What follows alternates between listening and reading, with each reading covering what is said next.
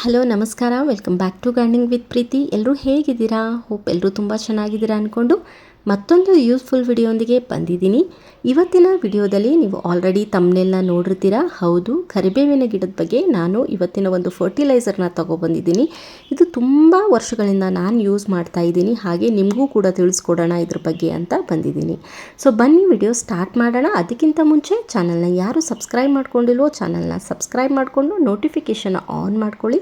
Welcome back to gardening with ಪ್ರೀತಿ.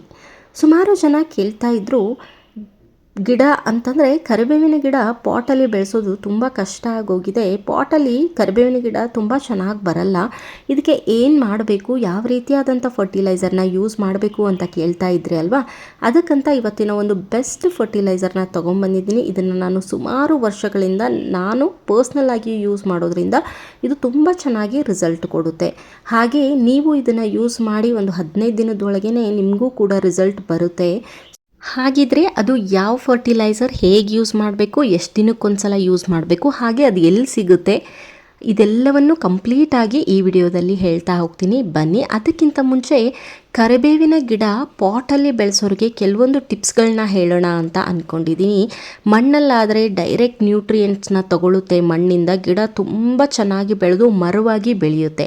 ಆದರೆ ನಾವು ಕರಿಬೇವಿನ ಗಿಡವನ್ನು ಪಾಟಲ್ಲಿ ಹಾಕಿದಾಗ ಸ್ವಲ್ಪ ಕಷ್ಟ ಆಗುತ್ತೆ, ಆದರೆ ತುಂಬ ಚೆನ್ನಾಗಿ ಇದು ಹಚ್ಚ ಹಸಿರಾಗಿ ಹಾಗೆಯೇ ಮರದ ಥರ ಬೆಳಿಬೇಕು ಅಂತಂದರೆ ನಾವು ಏನನ್ನು ಯೂಸ್ ಮಾಡಬೇಕು, ಹಾಗೆ ಏನೆಲ್ಲ ನಾವು ಅದರ ಬಗ್ಗೆ ಕೇರನ್ನು ತಗೋಬೇಕು ಅನ್ನೋದು ಇವತ್ತಿನ ವಿಡಿಯೋದಲ್ಲಿ ನಾನು ಹೇಳ್ತೀನಿ. ಫಸ್ಟಿಗೆ ನೀವು ಕರಿಬೇವಿನ ಗಿಡವನ್ನು ನರ್ಸರಿಯಿಂದ ತಗೊಂಡು ಬಂದ ಮೇಲೆ ಮಣ್ಣು ತುಂಬ ಚೆನ್ನಾಗಿರಬೇಕು. ಯಾಕಂದರೆ ನಾವು ಪಾಟಲ್ಲಿ ಹಾಕೋದ್ರಿಂದ ಮಣ್ಣು ಇದೆಲ್ಲದಕ್ಕಿಂತ ಇಂಪಾರ್ಟೆಂಟ್ ಆಗುತ್ತೆ. ಮಣ್ಣು ಯಾವ ರೀತಿ ಇರಬೇಕು ಅಂತಂದರೆ, ನೀವು ಕೊಡುವಂಥ ನೀರು ಮಣ್ಣಿಂದ ಸಲೀಸಾಗಿ ಹರಿದು ಹೋಗಿ ಡ್ರೈನೇಜ್ ಹೋಲಿಂದ ಪಾಸ್ ಔಟ್ ಆಗಿ ಹೊರಗಡೆ ಹೋಗಬೇಕು. ಅಂತಂದರೆ ಮಣ್ಣು ಮರಳಾಗಿ ಇರಬೇಕು. ಮರಳಾಗಿ ಇರಬೇಕು ಅಂದರೆ ನಾವು ಏನು ಮಾಡಬೇಕು, 40% ನಾವು ಗಾರ್ಡನ್ ಸಾಯಿಲನ್ನು ತಗೋಬೇಕು. ಅದ್ರ ಜೊತೆಗೆ 30% ವರ್ಮಿ ಕಂಪೋಸ್ಟ್ನ ತಗೋಬೇಕು. ಇನ್ನು ಬಾಕಿ ಏನು 30% ಉಳಿದಿರುತ್ತೆ ಅದನ್ನು ನಾವು ಮರಳನ್ನು ಯೂಸ್ ಮಾಡ್ಕೋಬೇಕಾಗುತ್ತೆ.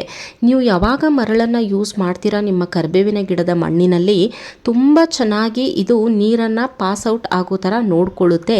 ತುಂಬ ನೀರು ನಿಂತ್ಕೊಳ್ಳಲ್ಲ. ನೀವು ಜಾಸ್ತಿ ನೀರು ಕೊಟ್ಟರೂ ಕೂಡ ಇದು ನೀರು ಎಲ್ಲ ಹೊರಗಡೆ ಹೋಗಿ ಗಿಡ ತುಂಬ ಚೆನ್ನಾಗಿ ಬೆಳೆಯುತ್ತೆ, ಇಲ್ಲ ಗಿಡ ಕೊಳೆಯೋಕ್ಕೆ ಸ್ಟಾರ್ಟ್ ಆಗುತ್ತೆ. ಇನ್ನು ನೆಕ್ಸ್ಟ್ ಪಾಯಿಂಟ್ ಬಂದು ಪ್ರೂನಿಂಗ್. ಇಲ್ಲಿ ಸ್ಕ್ರೀನ್ ಮೇಲೆ ನೀವು ನೋಡ್ತಾ ಇದ್ದೀರಾ, ಈ ರೀತಿ ನೀವು ಸಾಫ್ಟ್ ಪ್ರೂನಿಂಗನ್ನು ಮಾಡಬೇಕಾಗುತ್ತೆ.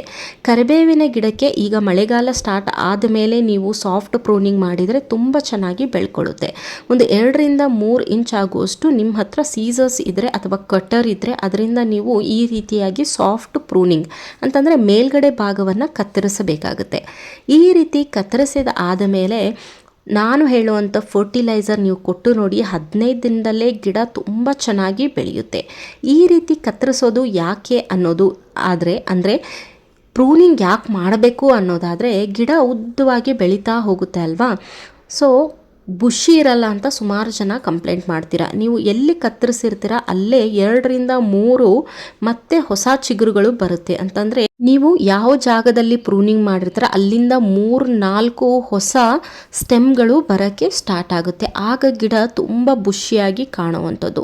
1 ತಿಂಗಳು ಅಥವಾ 1.5 ತಿಂಗಳಿಗೊಂದ್ಸಲ ಪ್ರೂನಿಂಗ್ ಮಾಡೋದ್ರಿಂದ ಗಿಡ ಈ ರೀತಿ ಉದ್ದವಾಗಿ ಬೆಳ್ಕೊಳ್ಳೋದಿಲ್ಲ. ಅಲ್ಲಲ್ಲಿ ನೀವು ಕಟ್ ಮಾಡೋದ್ರಿಂದ ಗಿಡ ತುಂಬ ಬುಷಿಯಾಗಿ ಬೆಳೆಯುವಂಥದ್ದು. ಇನ್ನು ನೆಕ್ಸ್ಟ್ ಬಂದು ಬಿಸಿಲು ಯಾವ ರೀತಿ ಇರಬೇಕು ಅಂದರೆ, ಕರಿಬೇವಿನ ಗಿಡಕ್ಕೆ ಕಂಪ್ಲೀಟ್ ಆಗಿ ಬಿಸಿಲು ಬೇಕೇ ಬೇಕು. 5 ರಿಂದ 6 ಗಂಟೆ ದಿನದ ಬಿಸಿಲು ಬರುವಂಥ ಜಾಗದಲ್ಲಿ ನೀವು ಕರಿಬೇವಿನ ಗಿಡದ ಪಾಟನ್ನು ಇಡಬೇಕಾಗುತ್ತೆ. ಇಲ್ಲ ಅಂತಂದರೆ ಇದು ಎಲೆಗಳು ಹಳದಿ ಆಗೋಕ್ಕೆ ಸ್ಟಾರ್ಟ್ ಆಗುತ್ತೆ, ಹಾಗೆ ಎಲೆಗಳು ಡ್ರೈ ಆಗಿ ಉದುರೋಕ್ಕೆ ಸ್ಟಾರ್ಟ್ ಆಗುತ್ತೆ. ತುಂಬ ನೀರನ್ನು ಕೂಡ ಕೊಡಬಾರ್ದು.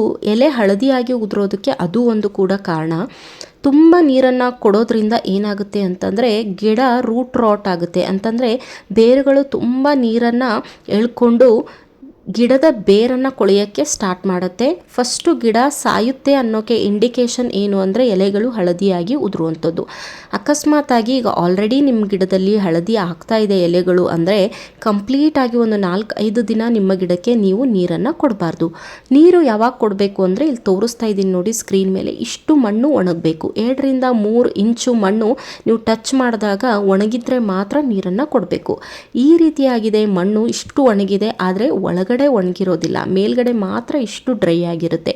ಆ ಟೈಮಲ್ಲಿ ನೀವು ನೀರು ಕೊಡೋದ್ರಿಂದ ಗಿಡ ತುಂಬ ಚೆನ್ನಾಗಿ ನೀರನ್ನು ಅಬ್ಸರ್ವ್ ಮಾಡ್ಕೊಳ್ಳುತ್ತೆ. ಇನ್ನು ನೆಕ್ಸ್ಟ್ ಟಿಪ್ ಬಂದು, ನೀವು ಯಾವಾಗ ನೀರು ಕೊಡ್ತೀರಾ ಈ ರೀತಿಯಾಗಿ ಮಣ್ಣನ್ನು ಸ್ವಲ್ಪ ಸಡ್ಲು ಮಾಡಿಕೊಂಡು ಕೊಡೋದ್ರಿಂದ ತುಂಬ ಚೆನ್ನಾಗಿ ಗಿಡ ಬೆಳೆಯುವಂಥದ್ದು. ಹಾಗೆಯೇ ಗಿಡದ ಮಣ್ಣಲ್ಲಿ ಆಕ್ಸಿಜನ್ ಪೂರೈಕೆ ಆಗೋದ್ರಿಂದ ಗಿಡ ತುಂಬ ಚೆನ್ನಾಗಿ ಬ್ರೀದ್ ಮಾಡುತ್ತೆ ಅಂತ ನಾವು ಹೇಳ್ತೀವಿ. ಗಿಡ ಸಫೋಕೇಟ್ ಆಗೋದಿಲ್ಲ, ಗಿಡದ ಬೇರುಗಳು ಸಫೋಕೇಟ್ ಆಗೋದಿಲ್ಲ. ಸೊ ನೀವು ಯಾವಾಗ ನೀರು ಕೊಡ್ತೀರಾ ಆ ಟೈಮಲ್ಲಿ ಮಣ್ಣನ್ನು ಸ್ವಲ್ಪ ಅಗದ್ಬಿಟ್ಟು ಕೊಡಿ.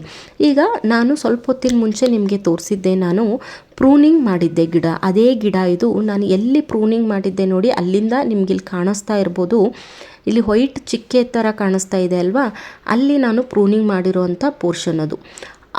ಆ ಜಾಗದಿಂದ ಕವಲು ಒಡೆದು 2-3 ಬ್ರಾಂಚ್ಗಳು ಹೊಸದಾಗಿ ಹುಟ್ಕೊಂಡಿದೆ. ಸೊ ಈ ಟಿಪ್ಸ್ಗಳು ಆದಮೇಲೆ ನಾನು ಇವತ್ತಿನ ಫರ್ಟಿಲೈಸರ್ನ ಹೇಳ್ತೀನಿ.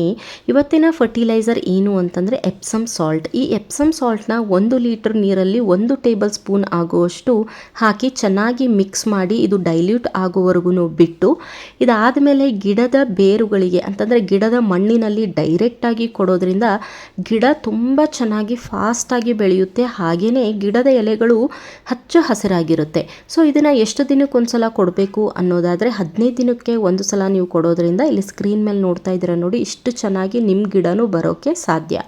ಸೊ ಇದು ಎಲ್ಲಿ ಸಿಗುತ್ತೆ ಅನ್ನೋದಾದರೆ, ಇದು ಆನ್ಲೈನಲ್ಲೂ ಸಿಗುತ್ತೆ, ಆಫ್ಲೈನಲ್ಲೂ ಸಿಗುತ್ತೆ. ಮೀಶೋ, ಅಮೆಜಾನ್, ಫ್ಲಿಪ್ಕಾರ್ಟ್ ಎಲ್ಲ ಕಡೆಯೂ ಈ ಎಪ್ಸಮ್ ಸಾಲ್ಟ್ ಸಿಗುತ್ತೆ.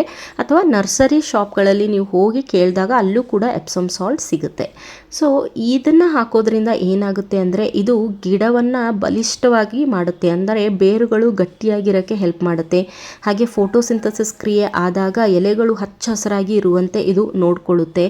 ಹಾಗೆ ಎಲೆಗಳು ಉದುರೋದನ್ನು ತಡೆಗಟ್ಟುತ್ತೆ. ಎಲೆಗಳು ಹಳದಿ ಆಗೋದನ್ನು ಇದು ಕಂಪ್ಲೀಟಾಗಿ ಕಡಿಮೆ ಮಾಡುತ್ತೆ. ಸೊ ಇಷ್ಟೆಲ್ಲ ಬೆನಿಫಿಟ್ ಇರುವಂಥ ಫರ್ಟಿಲೈಸರ್ನ ನೀವು ಇವತ್ತೇ ಯೂಸ್ ಮಾಡಿ. ಹಾಗೆಯೇ ಇದರ ರಿಸಲ್ಟ್ ನಿಮಗೆ 15 ದಿನದಲ್ಲೇ ಗೊತ್ತಾಗುತ್ತೆ. ನನ್ನ ಹತ್ರ ಇರುವಂಥ ಎಲ್ಲ ಕರಿಬೇವಿನ ಗಿಡಕ್ಕೂ ನಾನು 15 ದಿನಕ್ಕೆ ಒಂದು ಸಲ ನಾನು ಈ ಫರ್ಟಿಲೈಸರ್ನ ಯೂಸ್ ಮಾಡ್ತೀನಿ. ಇದು ಎಪ್ಸಮ್ ಸಾಲ್ಟ್ ಅಂತಂದರೆ ಅಡುಗೆ ಮನೆಯಲ್ಲಿ ಸಿಗುವಂಥ ಉಪ್ಪಲ್ಲ. ಸುಮಾರು ಜನ ಲಾಸ್ಟ್ ಟೈಮ್ ಹೇಳಿದಾಗ ಬೇರೆ ಗಿಡಗಳಿಗೆ ಎಪ್ಸಮ್ ಸಾಲ್ಟ್ ಬಗ್ಗೆ ನಾನು ಹೇಳಿದಾಗ ಕೇಳ್ತಾ ಇದ್ರಿ.